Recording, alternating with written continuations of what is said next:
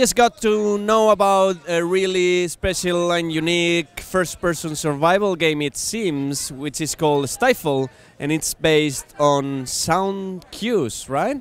Kind of like sound, yeah. So I was just going to introduce the game. The game is called Stifled. The way we pitch it is a mic-enabled, sound-based survival thriller. So in the game, you use sound to see.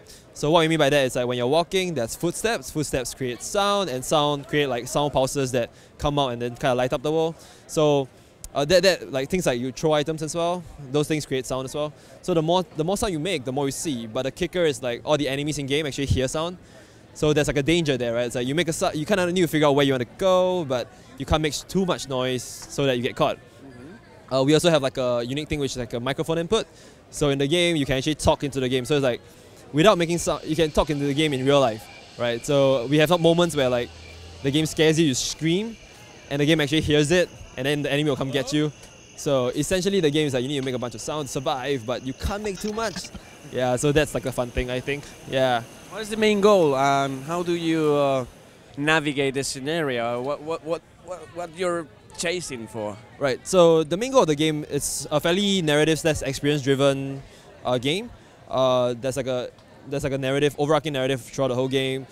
You figure out your main goal is trying to figure out what you're doing in this world, what happened to the protagonist, what happened to the world around you, and why you have this ability to see in like sound kind of way. The story will be reviewed as you go along, and hopefully that's enough to drive the player to keep going. And during the gameplay sections, there's a lot of like distraction. There's a lot of stealth mechanics. So because enemy track you through sound, when you're crouching through a level, you don't make a lot of sound, but you still need to find a way to see. And if you get caught or you alert the enemy through sound, you can use like items you find around the area. Like you pick up a rock, you throw it at a corner, it goes to the corner for a bit, and you have like a small respite that you can like kind of crouch around and survive. So that's kind of like the core gameplay mechanic and what you're trying to do around the game. Yeah.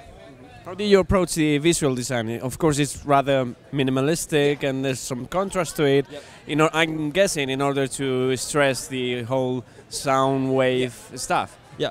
So when we started the project, like we were just trying to do something that's around sound, and like I have a graphic design background. So when we started the game, I kind of came out with the art style like this black and white, very clean art style, and we thought like, okay, this basically makes a lot of sense for horror, right? So we started making a horror game, and we wanted to keep it very simplistic. So we just use most of the game is just black and white, with some red to show that there's enemies, and a bit of yellow to indicate like things that you can pick up and all that. So it's very simple. Hopefully, it's something that the players can understand very simply and get into the mechanics really quickly. Yeah. You mentioned enemies. Which other dangers can we expect to have in this survival experience? Most of the danger will come from the enemies. There are like about three enemies in the game, like all different enemies, and then they all react to sound, but they work differently. We have some environmental like challenges as well, because like in the darkness, you kind of need to figure out where you're going, right? But there are locations where you can actually fall off cliffs and into like the abyss and die. So that's like the secondary challenge, I guess. But most of it will come from the enemies. Yeah.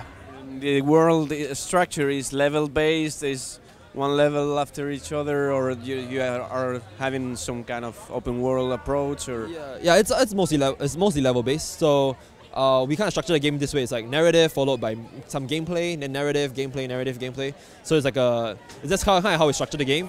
Each level would have its own purpose and its own like metaphor. So when you play through a narrative level, the next kind of like gameplay level kind of feeds to the narrative, and hopefully together that will come up with a good package for the players to experience the game in full. Yeah. So you're telling a first-person story that lasts about...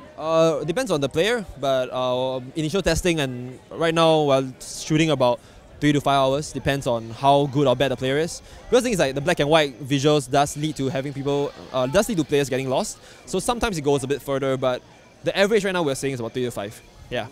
Which is the status of the development so far? I mean, are you guys a team of 4 or 5 people, you told me? So our team is 6 people, including me. Everybody does a bit of everything. I do the design and business, some of them do like art, programming and all that. The game is pretty much done. We have all the game content done, the levels are all done. Right now we're just in the phase of like polishing and then getting ready for Greenlight, and very soon we'll put it on Greenlight, and yeah, doing polish, doing all the TRC checks for consoles and all that. So we're in the last stretch. It'll be out soon. Yeah. You mentioned consoles, so which platforms can we expect to play this on? So we have plans for PS4 and Xbox One, but right now based on development, it might be the PS4 first. So we'll see. Yeah. So that's 2. And final launch would be then around.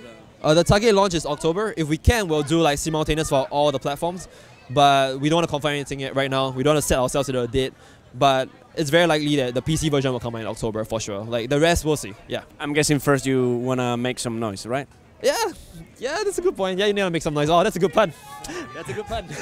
Thank you very much for your time. Yeah, thank you so much. Yeah.